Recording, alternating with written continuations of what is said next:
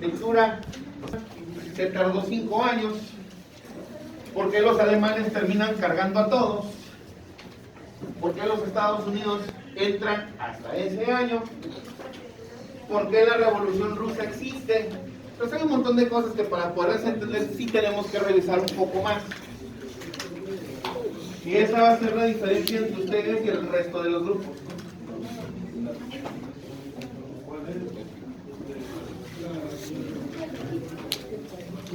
Entonces,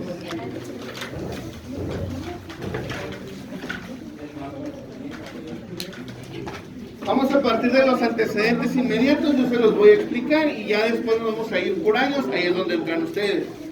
Por algo la lectura que les mandé va por años del conflicto.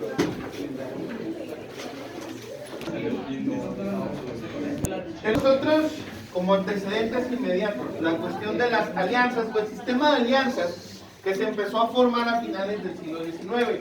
La alianza más vieja es la Triple Alianza, que va de 1882, donde estaban integrándola Austria-Hungría, Alemania e Italia.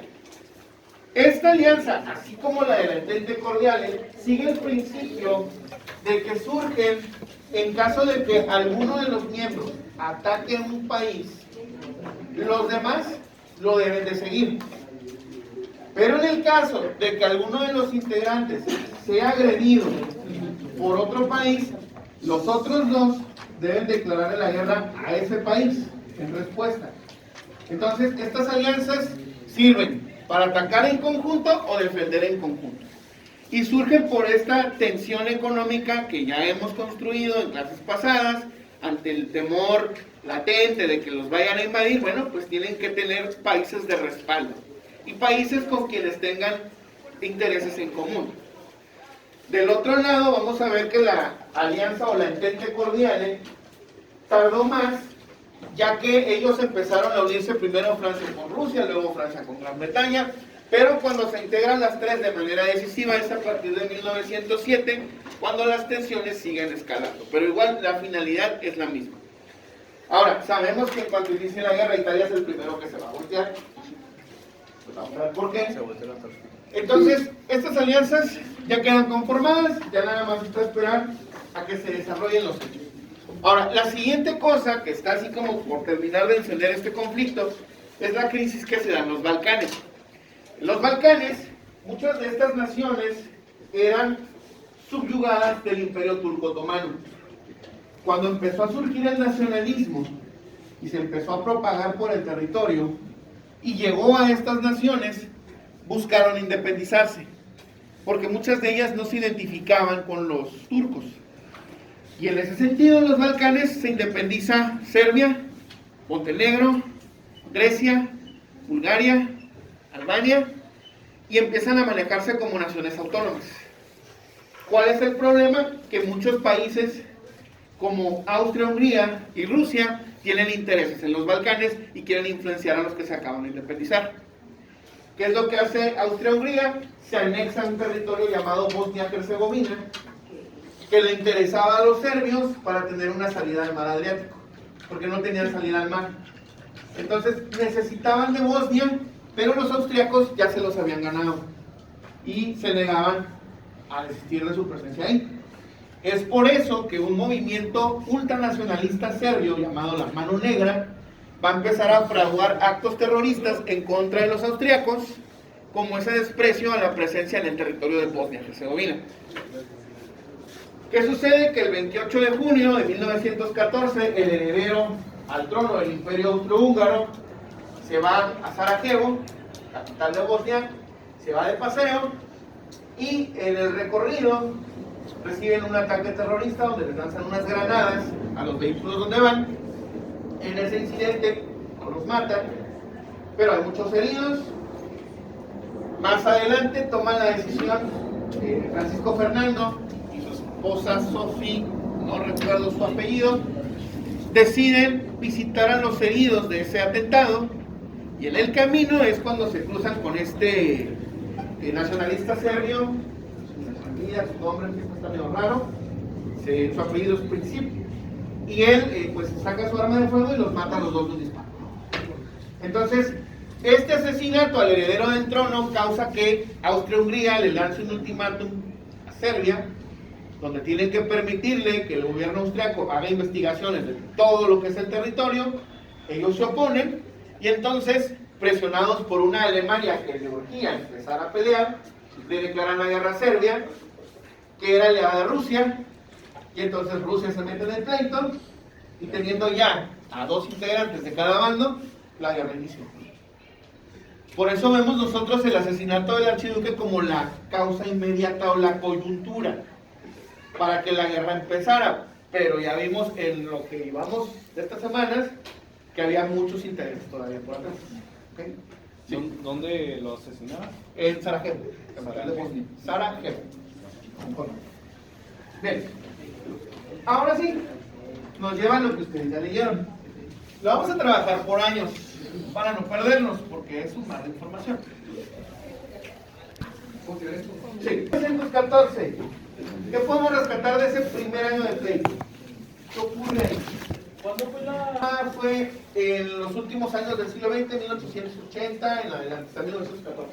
¿Fue antes de...? Sí, fue antes de eso. Sí, la batalla de Mar. Cuando inicia la guerra, como ya bien señalaron ustedes, por ahí señalaban, los alemanes la pronosticaban para que fuera un conflicto de unos cuantos meses. Y necesitaban que fuera un conflicto de unos cuantos meses, porque mientras más se prolonga una guerra, más recursos necesitas, más te cuesta, y si no tienes los medios para mantenerla, la pierdes. Cuando empezó la guerra, empezó como la Rusia y Ucrania, luego a bombardearse y todo eso. No, pero eso viene después. Sí, en este caso, decimos nosotros que los alemanes tenían este supuesto plan Schlieffen por lo siguiente. Ellos estaban conscientes de que iban a tener una guerra en dos frentes. Saben que se van a pelear con los rusos en el este y se van a pelear con las otras potencias en el oeste. Y necesitan primero acabar con las del oeste para poder centrar en los rusos, que son los que tienen más cerca, que son los que tienen más números y son los que están más lejos. Entonces, por eso idearon este plan. Se supone que según los cálculos les iba a tomar a los rusos 6 semanas mover a sus soldados desde su capital hasta la frontera con Alemania. Entonces, este plan de 5 semanas decía que había que vencer a los franceses y a los ingleses en esas 5 semanas, porque les iba a quedar una para regresar a Alemania y enfrentarse a los rusos ya con este grupo vencido. Por eso le apostaron todo a avanzar sobre Bélgica. De Bélgica era darle la vuelta a los franceses y atacar por el sur, y entonces nulificarlos, porque ese era el estilo de hacer guerras del siglo XIX. Así peleaba Napoleón, así peleaban los grandes generales, eso era lo que estaban acostumbrados a hacer. Pero una guerra de este tipo, con armas diferentes, en aquellos años no iba a funcionar así. Entonces, cuando ellos entran en Bélgica, lo primero que encuentran es resistencia. Además de que en Bélgica estuvieron mandándoles apoyo para detener a la avanzada alemana, y el plan de 5 semanas fue al demonio cuando en la batalla del Marne los frenaron. Entonces esto complica por completo el proyecto, porque los rusos no están tardando 6 semanas, están haciéndolo en menos tiempo, porque están usando el ferrocarril no para mover productos, sino para mover tropas. Entonces los rusos, en cuanto ellos menos los están contemplando, ya están llegando por la parte del este. Y Alemania entonces tiene que dividir los esfuerzos. Solo que los rusos se van a concentrar primero contra los austriacos, que es otro aliado de los alemanes, por el pleito que traen ahí del archiduque y demás. Y aquí hay que señalar que Austria-Hungría, los rusos les van a ganar más de una vez. Y ese es un problema, porque Alemania entonces tiene que dividir esfuerzos entre su guerra del este, el oeste, más Austria-Hungría, más una Italia que se volteó. ¿Por qué se fue a Italia luego? Porque Italia y Austria-Hungría se estaban peleando unos terrenos de la abuela allá en el Véneto, que eran terrenos de cultura italiana, pero que le pertenecían a Austria-Hungría, y por eso Italia se fue al bando vecino. Y por eso es el primero de los traidores. Y también, como una aclaración, porque luego por eso tenemos una confusión en clases pasadas, A partir de aquí se le empieza a llamar a los países del Entente como los aliados, y a los de la Triple Alianza se les empieza a llamar las potencias centrales. Geográficamente, Austria, Hungría y Alemania estaban en el centro de Europa, entonces por eso se les llamó así. Por eso le decía en clases pasadas, con quién tenía ahí la duda, creo que era con Romo, la confusión, o con Fernández, de esto de que por qué unos eran aliados y la Entente cordiales. Bueno, es por eso. Sí. Pero sí los vamos a llamar así, ¿no? Como usted está diciendo, como para no... La referencia, así es. Va a ser eso. En el mapa sale Alemania y debajo sale Luxemburgo. Ajá. Ellos estaban neutrales. También pasaron por Luxemburgo. Toda esa parte ellos empezaron a avanzar para poder rodear a los franceses. Y esa fue la razón por la que los ingleses se metieron al pleito, porque ellos estaban como neutrales y habían metido a los alemanes ahí. Entonces Luxemburgo en sí no dio resistencia a los de Europa. Así tal cual, no, sí hubo resistencia, pero eventualmente los vencieron. Sí. Hasta aquí vamos bien. Ok. Entonces, cuando se gana el Marne y se frena el Plan Schlieffen, sí, ¿verdad? Perdón, es Valle, sí, cierto.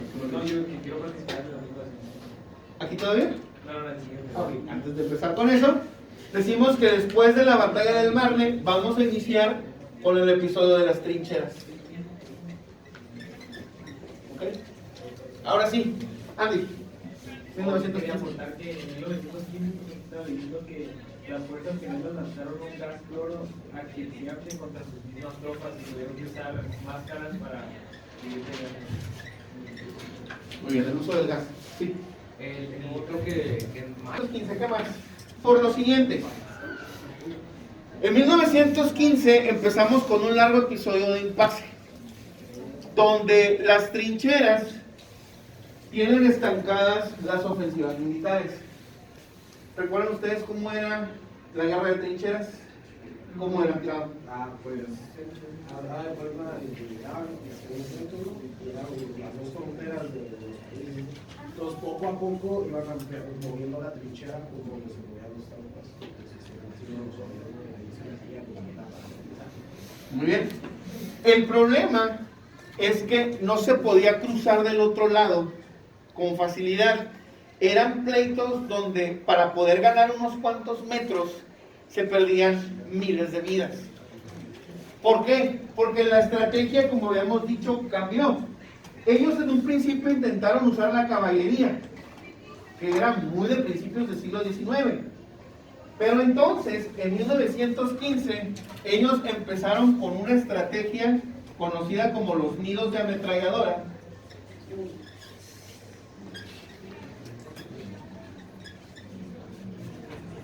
que en un minuto te aventaban ráfagas de 500 balas. Ir montado a caballo, a campo abierto, y que te dispararan con una ametralladora, era un suicidio, sí.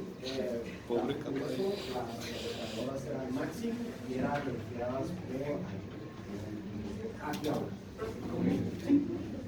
Muy bien. Entonces, ¿qué es lo que pasó? Que la gente ya no se atrevía, o los soldados no se atrevían a tratar de cruzar todo ese campo, porque sabían que les iban a disparar muy fácil. Eran blancos muy sencillos. Entonces, era aventarse en puño todos, y que mataran a cientos y a cientos, o estar en la trinchera esperando a ver qué podían hacer para derrotar al otro, ¿no? Sí.